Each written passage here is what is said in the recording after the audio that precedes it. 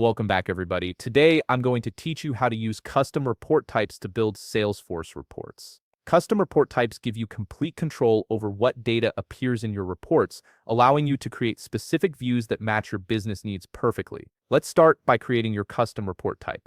First, click the gear icon you'll see in the top right corner of your screen. From the drop-down menu that appears, select Setup. This takes you into the administrative backend of Salesforce where you can configure all your custom settings.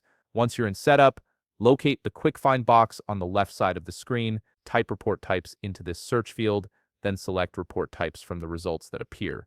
You'll be taken to the report types page. Go ahead and click Continue to proceed with creating your new custom report type.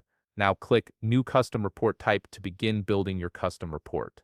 You'll need to choose a primary object which serves as the foundation for your report. For this example, select Accounts as your primary object. This means all your report data will be centered around account information. Next, you'll need to give your report type a clear name.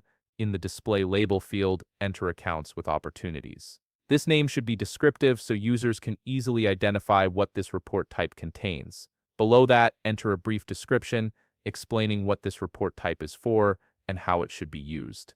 For the category, select Other Reports. This determines where your custom report type will appear in the report creation menu. Then set the status to deployed, which makes your custom report type immediately available for use across your organization. Click Next to move forward. Here's where you'll add related data to enrich your reports. Click to relate another object, then select Opportunities as your related object. This connects opportunity data to your account records. You'll see relationship options appear. Select A records may or may not have related B records. This ensures your report shows all accounts, even those without any opportunities attached. Click Save to finalize your custom report type. Now let's test what you've created. Click the App Launcher, which is the waffle icon in the top left corner of your screen.